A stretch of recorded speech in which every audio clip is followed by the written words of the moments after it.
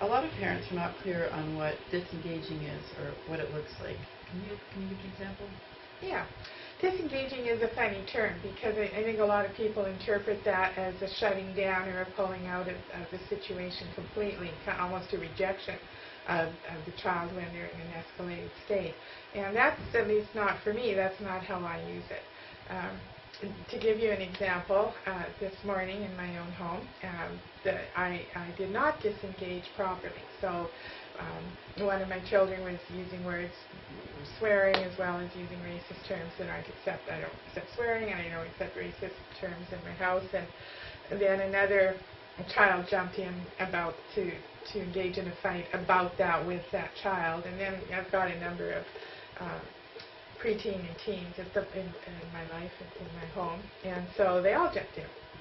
So quite a zoo. And then I jumped in and started to, I think I thought at the moment that I was setting boundaries or clarifying rules or doing whatever I thought I was doing. But at some point I realized I got caught up in their mirror neurons and that I was escalating too, becoming emotionally dysregulated, and just perpetuating the argument because of my emotional state. So at that point I said, oh, somebody in this room is a grown-up and I think it's me, so time to step back. And then I began to disengage in the way that I should have not engaged right from the beginning. That would be to distract them. I told one that her top didn't quite look right with her jeans, so that scurried her off to change her clothes because she's at that age where that already happens. I told another that I thought her hair wasn't quite straight and properly at the back, so off she goes to work on her hair. Another, I said, what do you need to cook for breakfast?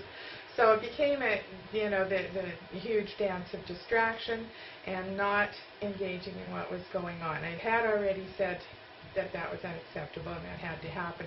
But after I'd done that the first time, I should have stopped and gotten into the distraction and not engaged in the content of the argument between the kids and not engaged in the emotional volatility that was going on. So what was your kind of cue for yourself that you had started to get engaged? That little part of my brain that was still functioning well, that was monitoring my own behavior and said, you're getting emotional, you're getting dysregulated here, your voice is raising, you're arguing, you're not listening. Well, of course, there wasn't much to listen to that was worth listening to at that point from anybody, but I was arguing. And once I'm arguing, that shouldn't be happening. That's my clue. Stop. Mm. So I guess some parents would be feeling like once they've gotten engaged, how do they back down? And is it still worth doing when you've already feel like you've dug yourself into something? Absolutely. It's worth doing. It has to stop. You can't let that kind of emotional dysregulation just bubble through the house. And it's not good for the kids, and it isn't good for the parents. And I think I'll focus a little moment here on the parents. That raises our heartbeat.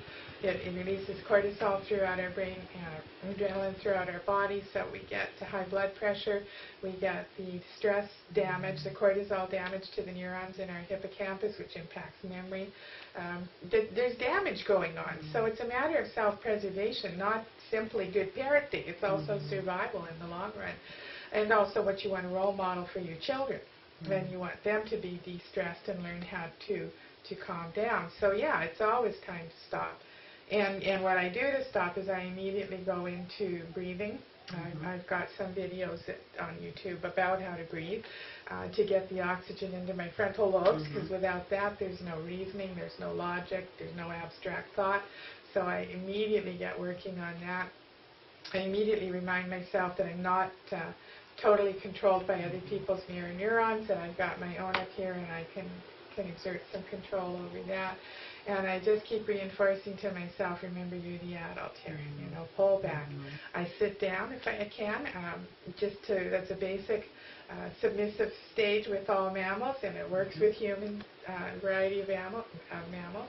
And I also lower my voice immediately, because no matter how you think you're talking, it's higher than it should be if you're engaged in some kind of emotionally volatile situation. And I try to physically get some distance so that I'm out of everybody's space. So do you, at some point, try to debrief with the kids about what happened? Depends on which kids. The kids who were not engaged in that, I think that's hugely important. The kids who are perhaps less emotionally dysregulated, there is good research to show that children who are living with highly volatile siblings, they suffer damage from that. You know, anxiety comes out of that, depression, stress overload that can harm them lifelong. And it certainly harms them in the short run. So I think it's really important to be debriefing after a volatile situation, taking responsibility for what I did wrong, apologizing for exposing them to that, emotional, whatever it was. Now, don't get me wrong, I'm not raging and swearing or anything, but I'm not where I should be.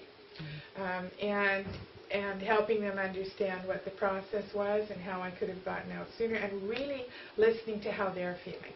Validating the experience for them, validating their feelings. And at different stages and different ages and different moments, you're going to have different involvement in that debriefing with the kids. Some are going to really need to talk about it one day, and the next day it's like, whatever, I'm just going, you know. That's fine. But I think that validation and acknowledgement has to be done. Do you've had kids, and you have kids of a variety of ages. Do you feel like as they grow older, they are starting to develop some of the skills that you are in disengaging, or are some of them headed for a lifetime of having kids? Well, it's a mix, and I certainly see that on my caseload too. Some are well able to outgrow it, some are not. And, you know, I no longer think arrogant enough to think I can predict. I've been very surprised on my caseload and in my home at which ones have been incredibly able to learn how to self-soothe, how to calm, how to regulate their volatile states, and I've been stunned at ones who can't. But I'd say for the most part, yes, they do.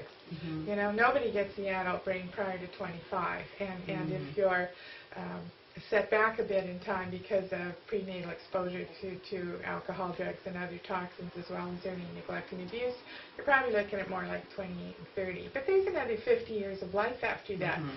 That can be very successful, and I think that, I think I see a lot of that if they've had good role modeling and parents who aren't engaged in increasing it or keeping it going. Yeah, I do think they improve significantly. Well, that's good to hear.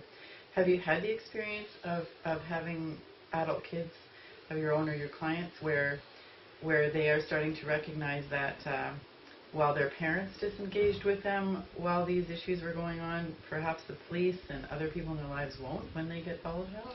Well, yeah, there is that learning curve when they start to get independent or semi-independent, and they're so used to being managed, well managed at home, and then they're stunned when nobody's helping them when they're out, and the amount of fights they get in, and it's like, wow, you know, what's going on? And again, those who are going to be able to utilize some services to learn how to help them themselves disengage as adults, some will, some won't. Some will just figure it out with time, some never will. And I guess just, you know, the last question would be, you've given a lot of strategies that you used in your situation this morning where you used distraction and a lot of other things to try to keep things calm and to disengage yourself.